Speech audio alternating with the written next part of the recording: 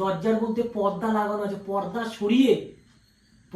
সরিয়ে সে দেখছে তার ঘরে যে লোকটা রয়েছে সে একটা কুমড়োর মতন সাইজ হয়ে, হাতের মানে দেখতে পুরো চুলগুলো মেয়েদের মতন বড় চুল, এত বড় বড় মাথার চুল।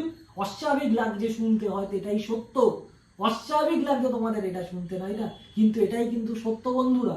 দেখছে যে একটা লুঙ্গি পরা একটা মানুষ, মাথার চুল এত বড়, হ্যাঁ, সে এই রকম করে বসে, রীতিমতো এইভাবে বসে রয়েছে এবং সে তাকিয়ে আছে সবার দিকে। চোখের মণিটা, আমাদের যে চোখের যে সাদা অংশটা থাকে, এই সাদা অংশটার সাথে যে আমাদের কালো যে মণিটা থাকে, এই মণিটা কিন্তু নেই।